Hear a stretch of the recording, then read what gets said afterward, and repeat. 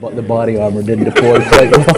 Okay, congratulations. Is it gonna be all right? Yeah, just a couple weeks of rest, it'll be fine. Too bad. Not too bad. Pain pills, the drugs do wonders. Man, Good that's evening, great. ladies and gentlemen. I'd like to call to order the December 4th, 2013 meeting of the Frederick County Planning Commission. Would you join us in a moment of silence, please?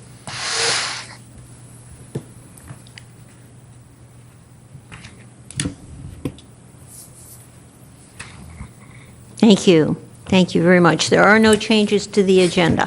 Madam Chairman, move for adoption of the agenda. Second. All in favor? Aye. All opposed? Thank you. We do have two sets of minutes. Madam Chairman, move for adoption of the October 16th, 2013 and November 6th, 2013 minutes. Second. All in favor? Aye. All opposed? Thank you. We do have some committee reports. Mr. Unger, sanitation's here, okay. Comprehensive, Yes, we met back on the Programs. met back on the 20th, that group, yes, and considered the capital improvements plan and made a recommendation of approval to the full commission, and also had a brief discussion about our progress with the South Frederick land use study. thank you. Yep. And Mr. Oates for transportation? Yes, ma'am, we met Monday, November 25th. Had a couple items on the agenda. One was a speed study request. That on Cedar Creek grade, there's a housing project just inside the Winchester line for some condominiums. It was suggested that perhaps a lower speed limit through there with the increased traffic would be preferable. And the board voted to request that of VDOT to see if there was a reason to lower the speed through there. And then VDOT gave us some project updates on exit 310, exit 313, which is a study of 522 and 50. It's a ongoing study that should be close to being wrapped up next year at this time. And then also went over the improvements down around Cross Point and what's happening there around Hillendale and Tasker Road. Okay, thank you. Seems like a lot going on for them. Yeah. Okay, and I'm happy to welcome Mr. Bill Wiley from the City of Winchester Planning Commission. Thank you, Madam Chair. We just had actually a brief meeting this past month in regards to a text amendment pertaining to home occupations, permitting accessory structures with a conditional use permit. That passed unanimously, and I think next coming month we have a hearing regarding a cell tower. We usually have those every other month, so everything else is doing well. Thank you for letting me be here. Nice to have you, thank you.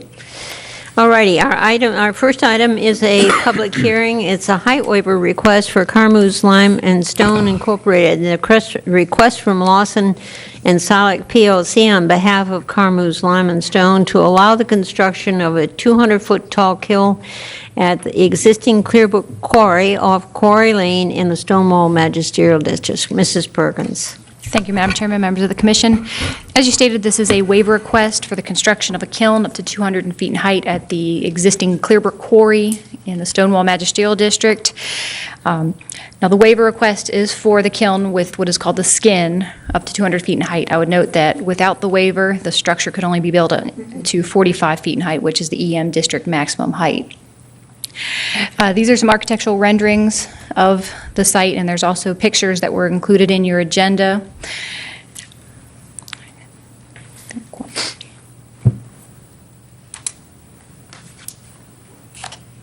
Now, I note that this may look familiar to you because we did discuss this waiver on November 6th, and at that time it was just a public meeting, and the commission did recommend approval to the board. However, the Board of Supervisors at their November meeting, when they adopted the text for the ordinance amendment, they did change the text language to require a public hearing for both the Planning Commission and the board. So tonight we are seeking a recommendation from the Planning Commission to the Board of Supervisors on this proposed waiver request. I would be glad to answer any questions you may have, and Mr. Ty Lawson is here on behalf of the application. Thank you. Questions of Candace? Anyone? Yes, Mr. Oates? Has there been any changes at all since our November 6th meeting? No, sir. But do I understand that this waiver is also applicable to the other height changes that we recommended. Is that correct? And any height waiver that comes before the Planning Commission of the board would require a public hearing. Okay, thank you. All righty, since there are none, Mr. Lawson, would you like to comment? Madam Chairman, members of the Planning Commission, for the record, I'm Ty Lawson. I'm sure you all recall this application. And what the board did was they accepted all of your recommendations. They just added one more, and that was the requirement for a public hearing. Frankly, I think it's not so much for this one because I think this is probably your third public hearing, and if you were on DRRC, you've probably seen it a few other times in addition to that. I think it was more because we are creating an ordinance, and for future applications, there would be a requirement of a public hearing. So that was the add-on. But yes, all of your other recommendations were accepted, and we look forward to a recommendation and a vote on this next week before the board, and then hopefully we don't meet on this issue again. But if you all have questions, we'll be happy to answer them. Thank you. You have questions of Mr. Lawson? Anybody? I don't think Thank you so. all. Thank you. Thank you, sir. This is a public hearing. Is there anyone in the audience who would like to speak to us regarding this issue? Anyone? Anyone? If not, we will close the public hearing. As we all know, we've seen this multiple times, but the Board of Supervisors has asked for public hearings on these changes in the future, so here we are. Madam Chair, if there's no discussion, I move that we recommend approval of the height waiver for property identification number 33A144, including the skin on the 200-foot height waiver. Second. Not sure why we need the skin, but... Yes. Any other conversation? Okey-doke. Mr. Moan? Moan, yes. Dunlap, yes. Triplett, yes. Kenny, yes. Thomas, yes. Oates, yes. Crockett, yes. Manuel, yes. Ambrogi, yes. Marston, yes. Unger, yes. And the chair votes yes, it will go to the Board of Supervisors on December the 11th. Our next item is,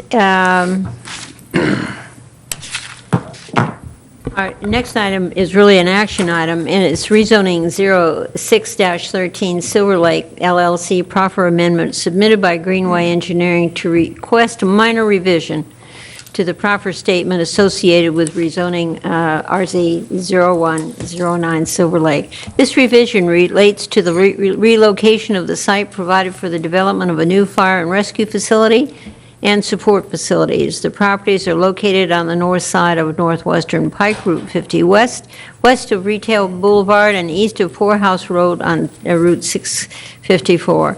Primary access is provided by the newly developed National Lutheran Boulevard.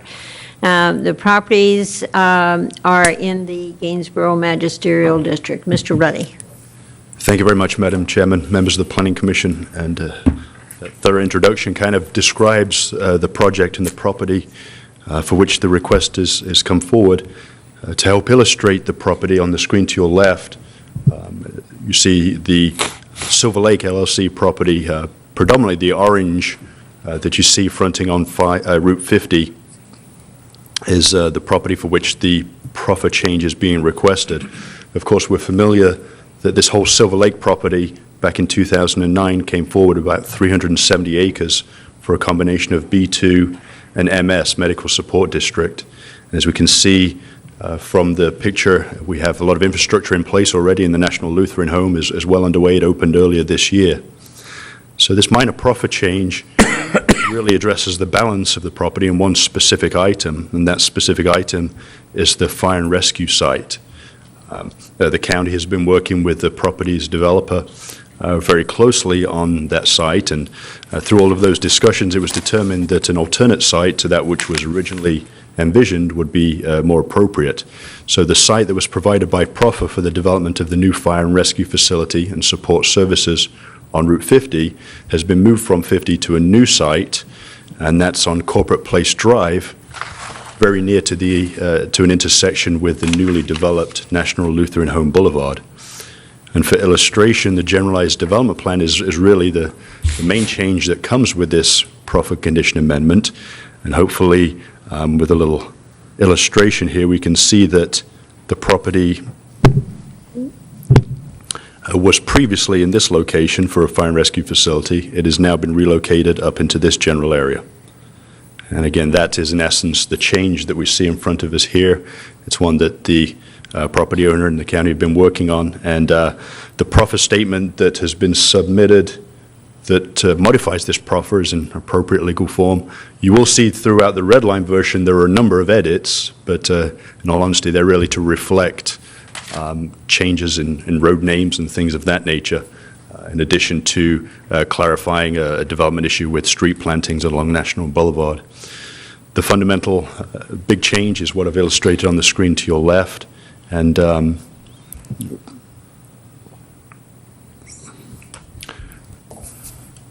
revised profit statement, which of course is dated November the 4th, 2013, as I mentioned, is in appropriate form, and we're seeking a recommendation of the Planning Commission to the Board of Supervisors here this evening on that minor change to the proffer statement.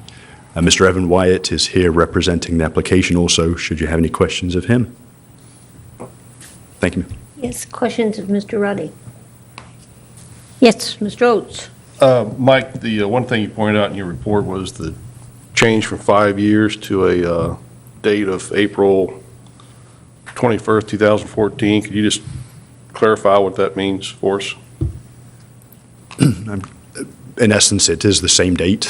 The original proffer provided a certain time period in which the project should move forward, a couple of triggers in there, and I think it was 4 or 5 years from the date of the original rezoning. That date is in essence the date that was placed into the proffer statement. Through the discussions with people involved with the project, I think everybody's comfortable that that date, those triggers can still be met. Okay. Anything else? Thank you, ma'am. Mr. Wyatt?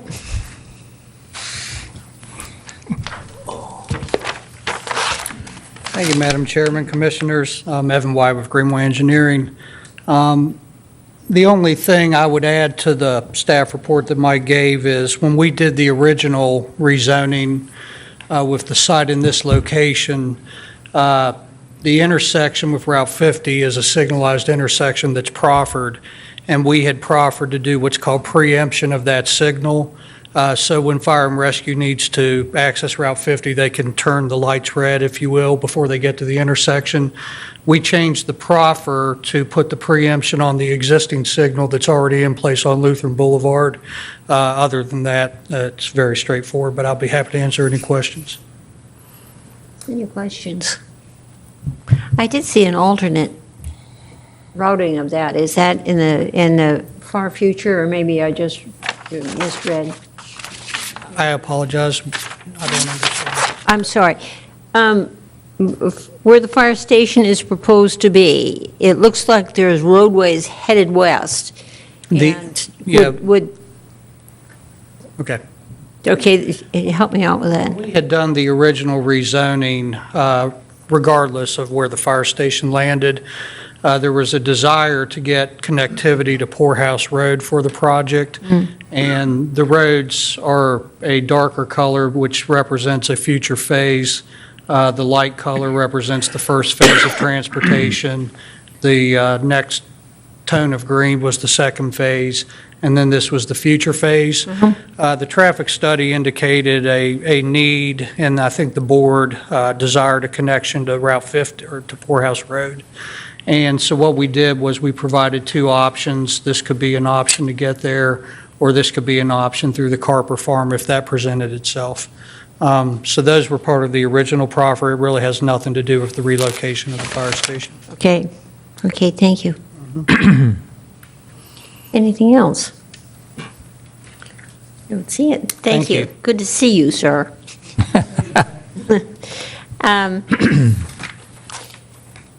We need to,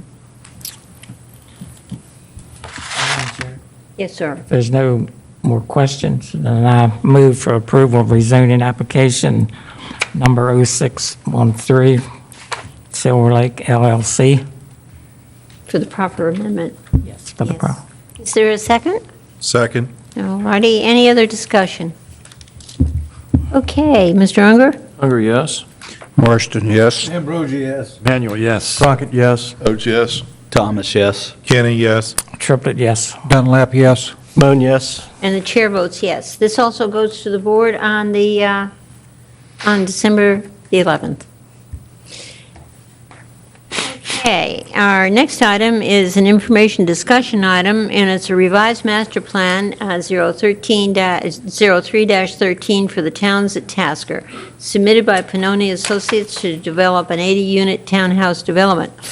The subject property is located on the east side of Route 642 Tasker Road and north of Route 846 Rutherford Lane, approximately 7/10 of a mile south of the I-interchange Streetan, and is identified by property identification number 75A86 in the Shawnee Magisterial District. And as it notes, is for our information only. Yes, ma'am. Mrs. Perkins. And thank you. This is a revised master plan for 10.2 acres of land that's zoned RA rural areas, and the proposal shows the development of 81 single-family attached, or what's called townhouse units. Now, the subject property is being utilized as a transfer development rights TDR receiving property and will be developed with RP standards. Now, the change between now and the master plan you saw at your November meeting is really just some number updates. The actual layout is still the same, but what has happened, the Board of Supervisors approved the TDR conversion rate, which broke down whether you're developing single-family, townhouse, or multifamily. So that's why the master plan is back before you, because the property owner now has full rights to build out the 81 units on the property. So the property is using 54 transferred rights from 6 parcels that are in the sending area. And the way it works is that it's the 54 units times the conversion factor of 1.5 equals the 81 units that they now have to develop. So everything else regarding the layout is the exact same as what you saw at your November meeting. So the master plan for the towns at Tasker is consistent with the comprehensive plan, the TDR ordinance, and the zoning ordinance. And this is presented to you for informational purposes and will be reviewed by the board next week. I'd be glad to answer any questions, and Mr. Ramaslowski is here on behalf of the application. Thank you. Thank you. Questions of Mrs. Perkins? Questions? This does build out that site? Yes. Yes, with 81 units, okay.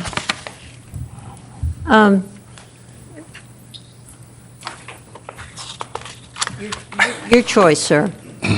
Tell us something new. Rob Mislowski, Pannoni Associates. I'm certainly happy to answer any questions, but it's basically the same thing we talked about last month. Yeah. Thank you. Yeah, I just have one. Yes.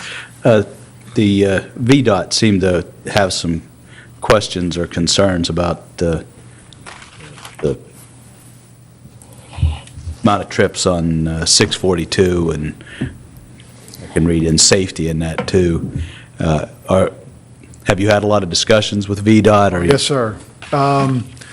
We've gone back and forth a lot with VDOT. There's a meeting next Tuesday in Edinburgh to try and resolve everything else and move forward to approval there.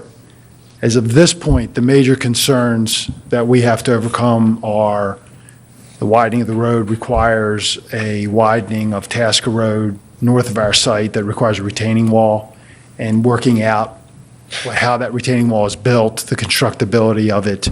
They've asked us to try and get an easement from the adjoining owner, which we're working on. So it's more, I think, a constructability issue and a maintenance, how VDOT maintains whatever is constructed there. Okay.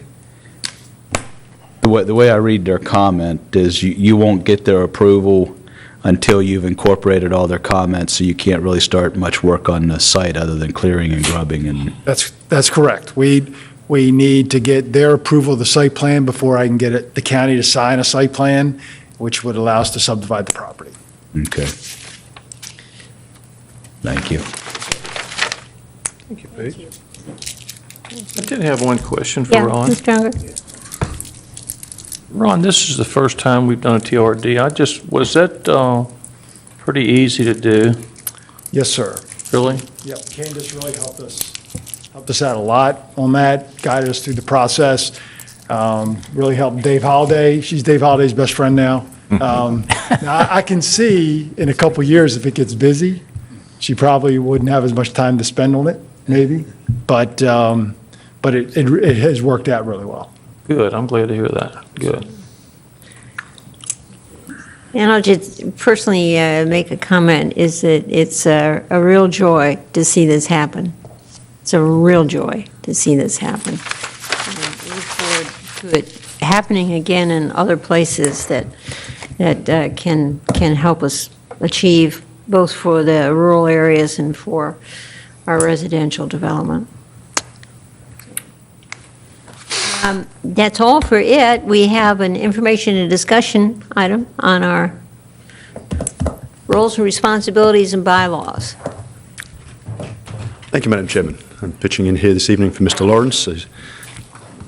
This time of year is the time, of course, when Planning Commission looks at their two guiding documents, the bylaws and the roles and responsibilities, and if any modifications, changes, any updates are needed, now's the time certainly for us to do that. So based on the feedback that's been received, Mr. Lawrence has proposed a couple of changes to both documents, and I think they're in your package here this evening. So briefly to go through those minor changes, which will, if the Planning Commission deems it's appropriate to do so, they'll be incorporated into our January meetings and for approval with the updated bylaws and roles and responsibilities. So I'm just going to go very quickly down to page 4 of the Planning Commission bylaws, where it changes the names, if you will, of the committees, established groups to assist in specific areas, and the name of an ad hoc group to working group has been changed. That's a terminology there from ad hoc to working. And when it comes to sections 8.1 and 2, and that's the operating rules for the Planning Commission, slight changes there to, again, the terminology. 8.17 has been changed from public meeting items to action items. 8.18 from Planning Commission discussion to information discussion items. I think it's just a couple of points of clarification as to how business is done here at the Planning Commission meetings, and again, to make it consistent with the Board of Supervisors, I believe. And then if we go all the way to 8392, just a very simple typo that has been fixed there. And the thing that leaves us with the bylaws, a few changes there to the bylaws as we move on to the roles and responsibilities of the Planning Commission. What Mr. Lawrence has proposed is just one simple change down there, which updates the actual body of example for furthering education, continuing education of planning commissions from the CPAV to Plan Virginia, of course reflective of the new name. So relatively straightforward minor changes. I think probably the bigger one would be the terminology in action and how the Planning Commission does their business. But if there are any questions, any additional items, we'd certainly be happy to take those into consideration and then prepare them, bring them back to the Planning Commission at the beginning of next year. Any other thoughts, changes? Did you all get an email from LUEP, Land Use Education? It's the organization that's taken over Plan Virginia, so stay tuned. We may have to change this particular. We'd certainly pay attention to any additional changes that happen. Okay, any other thoughts? Because I'm sorry. Good. Sorry, I didn't get that. Thank you. Thank you. We'll be starting out the first of the year with these, so Indeed, yep. we'll be off and running. Let's see here. I think that while Eric is a bit under the weather, he wanted to make sure that we reminded ourselves of the workshop with the Board of Supervisors this Friday at 11:30.